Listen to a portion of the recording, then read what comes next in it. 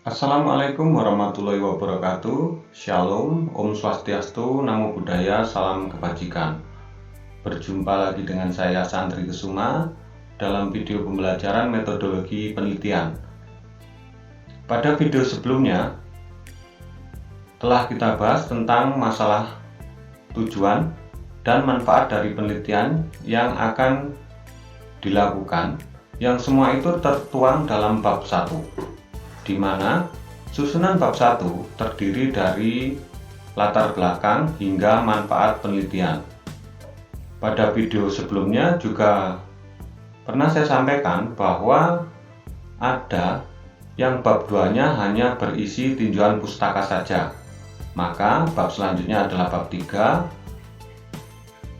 adalah kerangka konsep, di mana pada bab 3 ini berisi kerangka teori, definisi operasional, dan hipotesis. Namun, ada yang bab 2-nya berisi tinjauan pustaka hingga hipotesis, dan biasanya diberi judul bab 2-nya tinjauan pustaka dan hipotesis. Dan subbabnya adalah landasan teori, kerangka konsep, definisi operasional, dan hipotesis. Akan tetapi semua itu tidak masalah, tergantung dari kebijakan tiap-tiap institusi. Biasanya tinjauan pustaka itu isinya sama dengan landasan teori. Baik, sekarang kita bahas tentang tinjauan pustaka. Jadi tinjauan pustaka merupakan uraian hasil kajian literatur-literatur yang terkait dengan penelitian kita, yang digunakan untuk menegaskan masalah dan batasan-batasan penelitian yang akan kita lakukan, serta berisi teori dan hasil penelitian terdahulu yang membantu peneliti dalam mempertimbangkan hal-hal terkait penelitian yang akan dilakukan.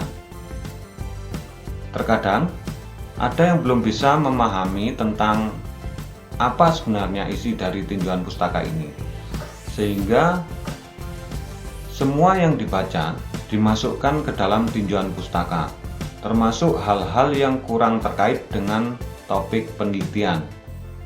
Biasanya tujuannya hanya untuk agar proposal kelihatan keren dan tebal, padahal sebenarnya hal itu tidak terlalu bermakna untuk masalah penelitian yang akan diselesaikan. Di sini saya contohkan sebuah proposal penelitian tentang pengembangan metode analisis protein, dalam hal ini total nitrogen, dengan menggunakan spektrofotometer sinar tampak.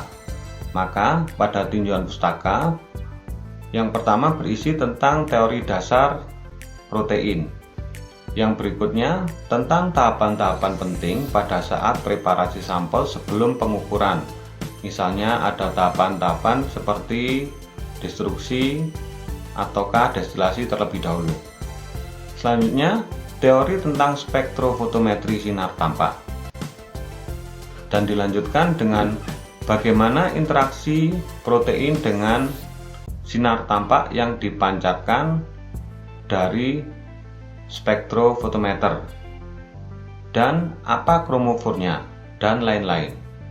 Berikutnya berisi berbagai penelitian terdahulu tentang metode analisis protein dengan menggunakan spektrofotometer. Untuk dapat menyusun tinjauan pustaka yang baik, maka kita juga harus memahami bagaimana cara memilih pustaka yang baik. Ada 3 kriteria yang harus kita pahami. Yang pertama adalah relevansi. Sumber teori yang dikaji sesuai dengan variabel-variabel yang diteliti. Makin sesuai antara variabel-variabel yang diteliti dengan teori yang dikemukakan, makin baik studi kepustakaan tersebut.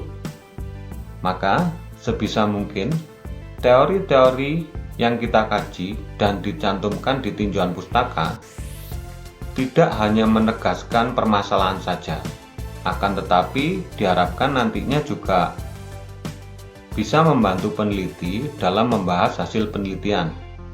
Nah, mengapa bisa demikian?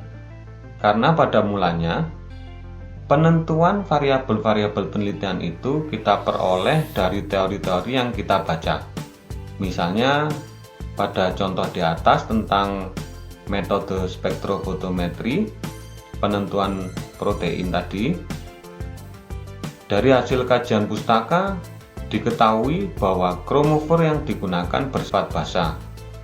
Maka untuk menentukan kondisi optimum dari metode tersebut digunakan variabel penelitian yakni pH. Misalnya pH 3, 5, dan 7 yang bersifat asam. Yang berikutnya adalah kelengkapan. Hal ini berkenaan dengan banyaknya kepustakaan yang akan dibaca. Semakin banyak kepustakaan yang dibaca akan semakin baik. Akan tetapi, ada juga yang malah sebaliknya. Semakin banyak yang dibaca malah semakin membingungkan. Karena biasanya hasil-hasil penelitian terdahulu yang terkait dengan topik yang akan kita teliti memiliki hasil yang berbeda-beda antara peneliti yang satu dengan yang lain. Nah, untuk kasus semacam ini, agar tidak membingungkan peneliti, maka sangat tidak disarankan peneliti menggunakan sumber-sumber referensi yang tidak atau kurang kredibel. Jadi, sebisa mungkin sumber-sumber kepustakaan, baik itu buku atau jurnal, menggunakan sumber yang dapat dipercaya. Misalnya untuk buku, penerbitnya jelas dan terkenal. Dan untuk jurnal, setidaknya jurnal tersebut terindeks Scopus atau Thomson untuk internasional, dan terindeks Sinta atau Garuda untuk nasional. Yang berikutnya harus mutakhir, yang artinya terbaru dan berkualitas. Kalau untuk buku biasanya bisa 10 tahun ke belakang, dan kalau untuk jurnal boleh 5 tahun ke belakang. Hal ini sesuai dengan sifat penelitian yang kontinu, dapat dikembangkan dan disempurnakan. Jadi maksudnya hasil-hasil penelitian terdahulu pada umumnya selalu dilakukan perbaikan-perbaikan oleh peneliti berikutnya. Jadi sangat disarankan menggunakan sumber-sumber pustaka yang terbaru. Nah, itu tadi merupakan kriteria dari bahan pustaka yang baik. Selanjutnya, apa saja yang bisa digunakan sebagai sumber pustaka yang baik? Yang pertama adalah jurnal penelitian, yakni jurnal ilmiah yang telah memiliki ISSN atau International Standard Serial Number, yang terakreditasi nasional yakni Sinta dan Garuda, yang internasional Scopus dan Thomson. Yang berikutnya adalah buku, yakni buku ajar yang telah dipublikasikan oleh penerbit, baik dari dalam negeri maupun dari luar negeri. Buku yang baik adalah buku yang dipublikasikan yang memiliki nomor ISBN atau International Standard Book Number. Yang berikutnya adalah artikel dari internet. Artikel dari internet yang layak dijadikan sumber pustaka adalah artikel yang dikeluarkan oleh pemerintah atau lembaga-lembaga resmi lainnya. Peneliti harus mencantumkan URL atau alamat situs tersebut sebagai syarat penulisan referensi ilmiah. Situs yang biasanya dapat digunakan seperti WHO, Kemenkes, Harvard University, Universitas Indonesia, dan lain-lain. Sumber yang baik berikutnya adalah dari narasumber. Narasumber yang dimaksud di sini adalah pakar dan guru besar. Digunakan jika sumber lainnya tidak ada lagi. Sebagai bukti harus dicantumkan kapan dan di mana topik tersebut dibicarakan, seperti seminar, workshop, atau pertemuan ilmiah lainnya. Sumber berikutnya adalah majalah. Dalam hal ini majalah-majalah resmi seperti majalah kesehatan yang ber-ISBN dan penulisnya dapat dikontak untuk dimintai keterangan ataupun konfirmasi terkait masalah penelitian yang diteliti. Sumber berikutnya adalah hasil-hasil penelitian, yakni skripsi, naskah tesis, atau naskah disertasi. Setelah kita mengetahui kriteria pustaka yang baik dan sumber-sumber pustaka yang baik, langkah berikutnya yaitu bagaimana cara kita menyusun tinjauan pustaka yang baik. Langkah menyusun tinjauan pustaka yang baik yang pertama adalah tentukan masalah atau topik penelitian. Yang kedua, mulai menelaah atau mengkaji kepustakaan atau hasil penelitian yang relevan dengan topik penelitian yang akan kita lakukan. Yang ketiga, mulai menyusun ringkasan dari telaahan tersebut yang menegaskan masalah dan batasannya, menjelaskan teori-teori pendukung, serta menjelaskan keunikan atau perbedaan penelitian yang kita lakukan dengan penelitian sebelumnya. Untuk catatan, dicantumkan juga citasi dengan format APA atau MLA atau Chicago, Turabian, bisa juga Harvard atau IEE, dan lain-lain. Setelah selesai membuat tinjauan pustaka, kemudian dilakukan juga menyusun kerangka konsep, variabel, rancangan penelitian, sampling, pengumpulan data, dan atau analisis data berdasarkan hasil telaahan tersebut.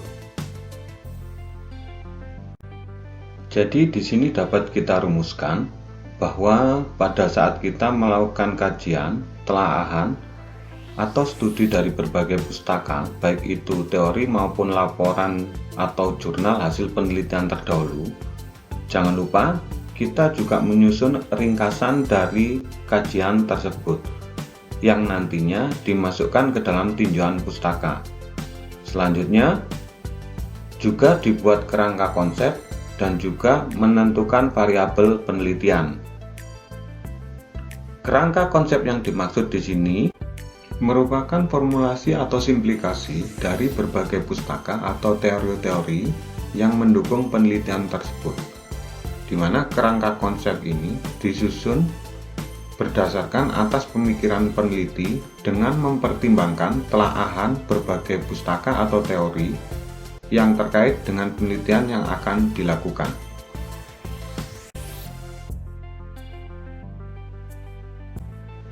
Ini merupakan contoh dari kerangka konsep penelitian tentang pengaruh penambahan ekstrak daun salam koja terhadap mutu minyak kelapa setelah proses pemanasan, di mana pada kerangka konsep ini dapat dilihat terdapat pemanasan dengan variasi waktu. Variasi waktu yang digunakan pada penelitian ini adalah waktu pemanasan. Ini merupakan variabel dari penelitian ini. Jadi, selain menyusun kerangka konsep, kita juga menentukan variabel penelitian yang akan kita lakukan, di mana variabel penelitian ini merupakan suatu karakter atau atribut atau faktor atau gejala yang menjadi variasi dan memberi pengaruh sehingga diperoleh informasi yang dapat ditarik kesimpulan.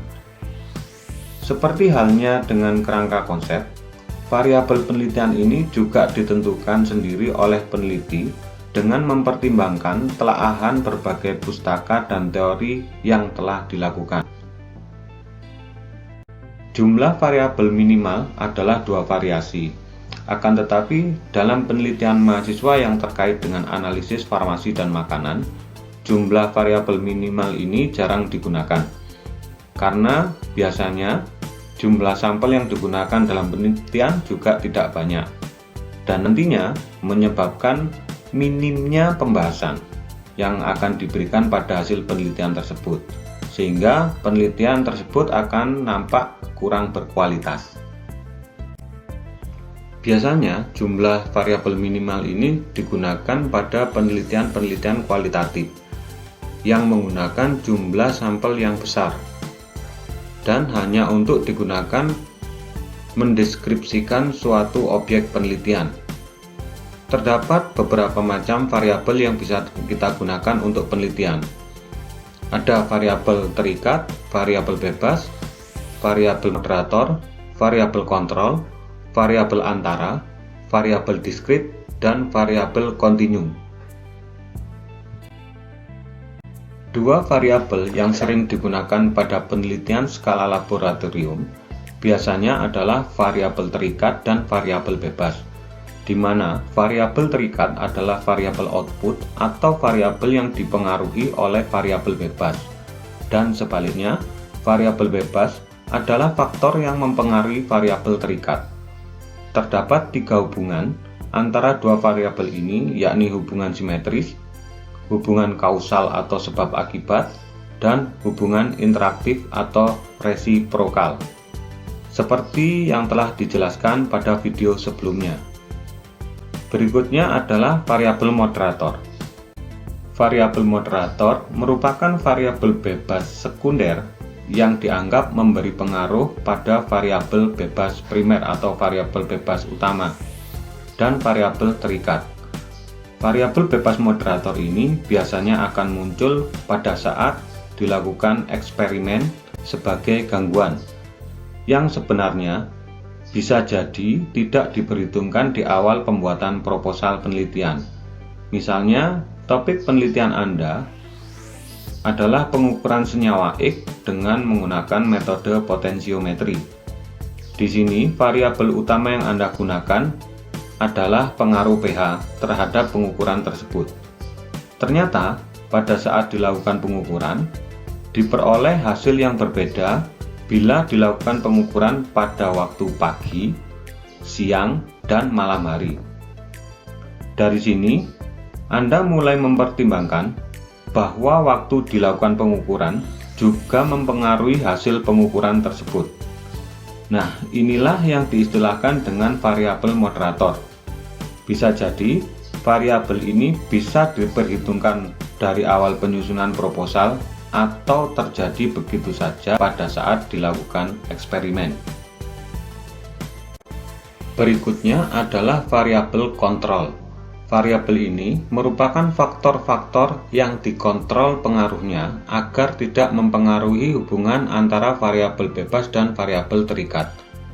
Jadi, kalau misalnya dalam kasus di atas, maka untuk mengatasi pengaruh waktu pengukuran yang sebenarnya adalah adanya perbedaan suhu pada waktu pagi hari, siang, dan malam hari. Maka di sini digunakan variabel kontrol adalah pengaturan suhu pengukuran. Misalnya, pengukuran hanya dilakukan pada waktu siang hari saja, yang pada umumnya suhunya 33 derajat Celcius. Variabel berikutnya adalah variabel antara atau variabel intervening. Merupakan faktor yang secara teoretik mempunyai pengaruh terhadap variabel terikat, akan tetapi tidak dapat dilihat terutama pada saat eksperimen, sehingga tidak dapat diukur atau dimanipulasi. Hal ini mirip seperti dengan variabel moderator. Di sini, variabel intervening juga memberi pengaruh terhadap hasil pengukuran variabel terikat.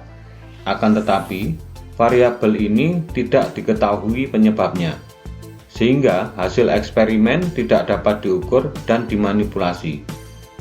Dan untuk kasus seperti ini, biasanya perlu dilakukan pengkajian lebih dalam lagi tentang teori-teori dasar atau fundamental yang berkaitan dengan topik penelitian. Berikutnya adalah variabel diskrit atau disebut juga variabel nominal atau variabel kategori. Merupakan nilai numerik yang diberikan pada variabel didasarkan pada ragam sifat yang berlawanan. Contoh variabel diskrit yakni gender.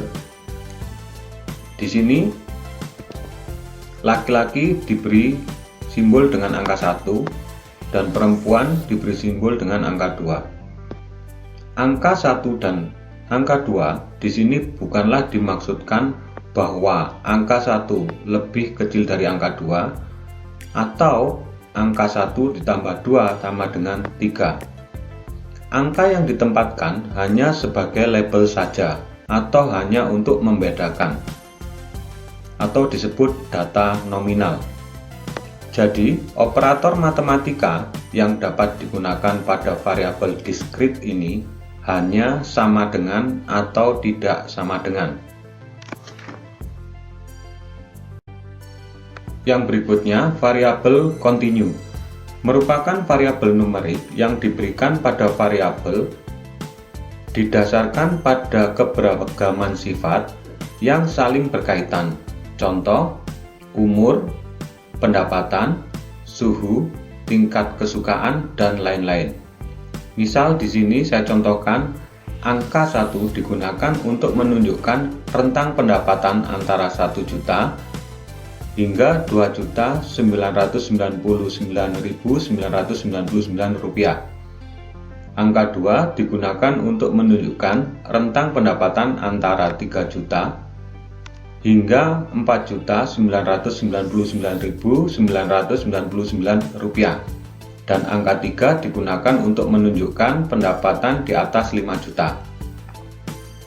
Di sini nampak bahwa pada rentang 1 lebih kecil daripada rentang 2 dan rentang 2 lebih kecil daripada rentang 3. Nah, sampai di sini dapat kita lihat bahwa tiap jenis variabel dalam sebuah penelitian mempunyai cara pengukuran dan skala pengukuran yang berbeda-beda. Jadi, pada waktu peneliti merancang variabel penelitian, peneliti juga merancang bagaimana nantinya skala pengukuran objek penelitian yang terdampak oleh variabel yang telah ditetapkan, di mana terdapat 4 skala yang dapat digunakan untuk mengukur hal tersebut. Yang pertama adalah skala nominal. Skala ini digunakan terutama pada variabel diskrit, di mana operator matematika yang dapat digunakan hanya sama dengan atau tidak sama dengan, seperti contohnya jenis kelamin, warna kulit, kode pos, dan lain-lain. Di mana operator yang dapat digunakan pada skala pengukuran ini hanya sama dengan atau tidak sama dengan. Yang kedua adalah skala ordinal, di mana data yang diperoleh dari pengukuran dapat dikategorikan berdasarkan urutan kecil ke besar atau sebaliknya. Misalnya usia, status ekonomi, peringkat kelas, pangkat, jabatan, dan lain-lain. Di mana pada skala ini dapat diberlakukan operator matematika seperti sama dengan, tidak sama dengan, lebih kecil, lebih besar, tambah, dan kurang.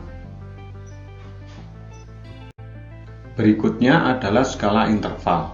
Skala ini merupakan rentang atau range di mana jarak antara datanya jelas akan tetapi tidak mempunyai nilai nol mutlak.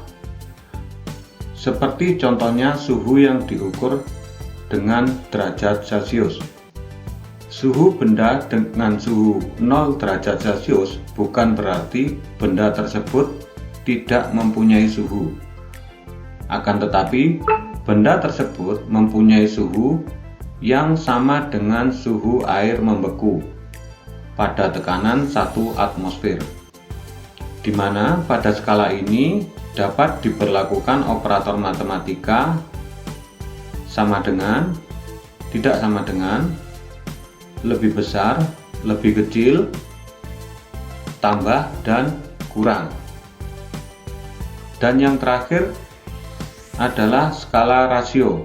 Skala ini mencakup karakteristik interval dan mempunyai nilai nol mutlak.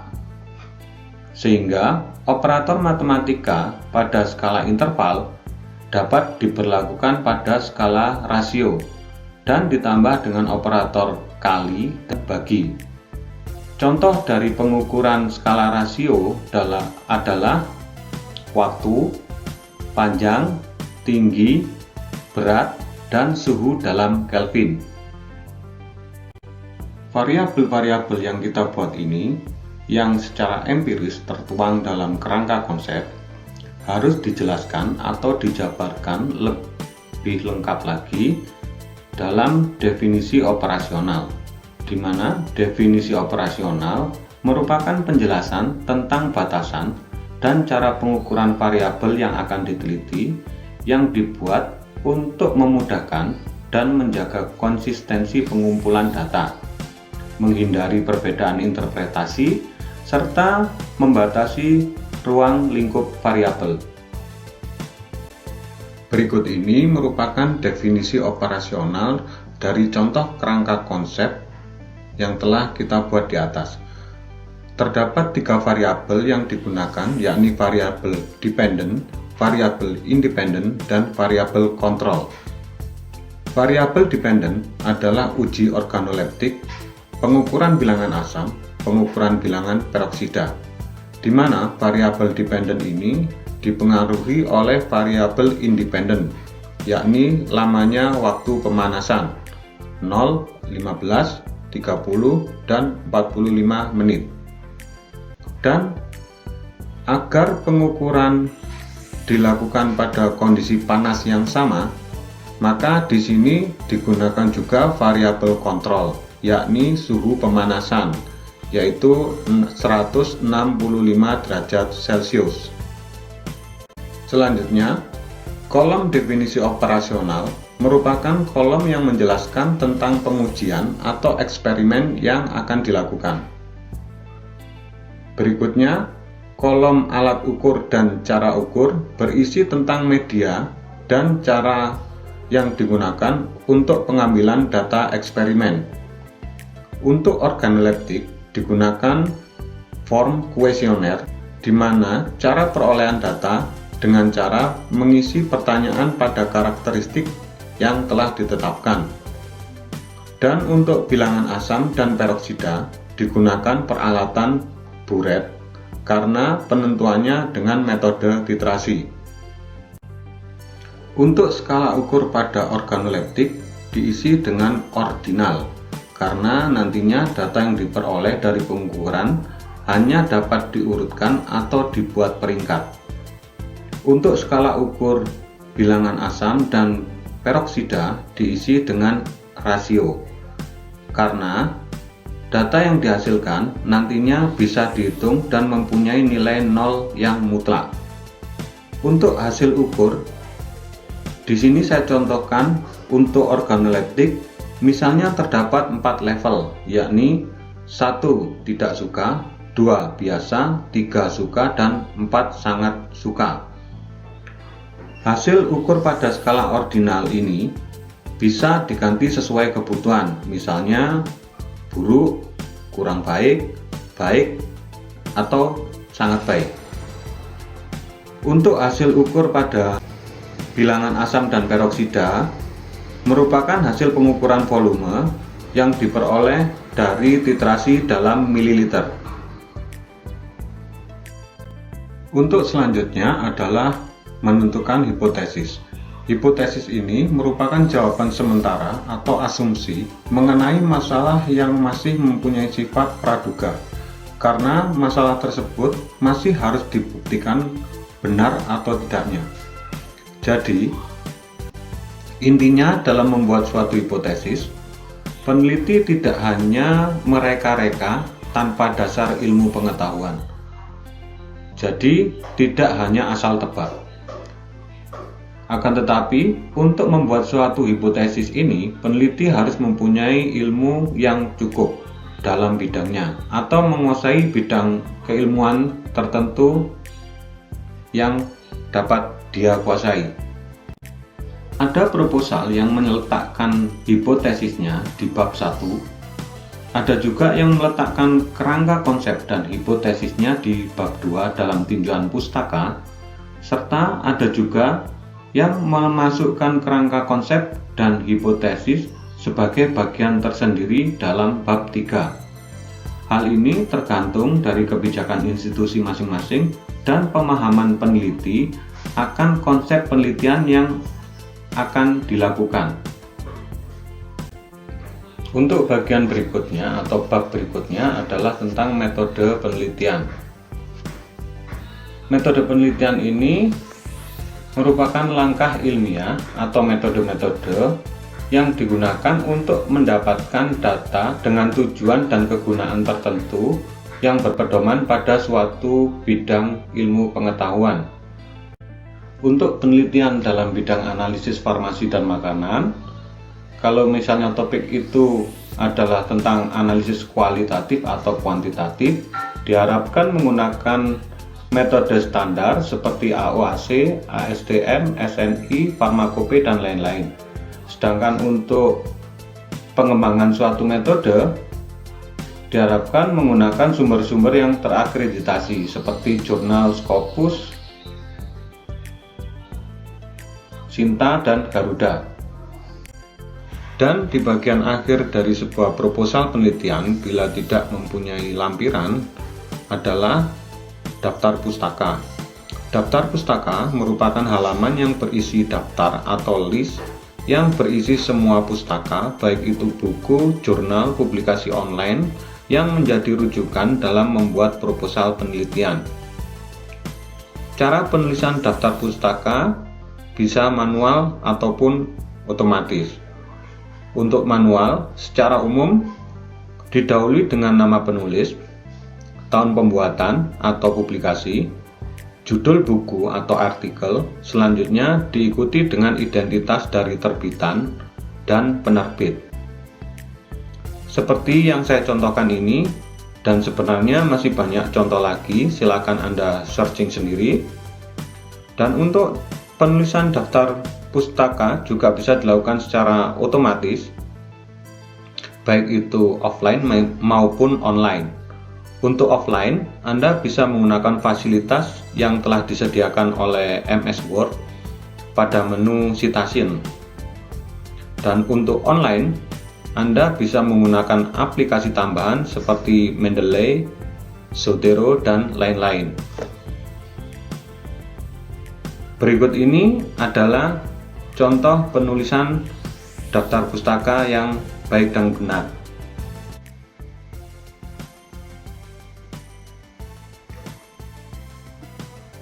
Demikian tadi video pembelajaran metodologi penelitian kali ini. Mulai dari tinjauan pustaka hingga penyusunan daftar pustaka, dan secara keseluruhan mulai dari TM2 hingga TM4. Intinya adalah memberi pemahaman pada Anda tentang tata cara penyusunan sebuah proposal penelitian. Semoga apa yang telah saya sampaikan bermanfaat dan dapat menambah wawasan Anda semua. Dan bila ada kesalahan dalam tutur kata ataupun kekurangan dalam penyampaian materi, mohon dimaafkan yang sebesar-besarnya. Akhir kata, wabillahi taufiq wal hidayah. Wassalamualaikum warahmatullahi wabarakatuh.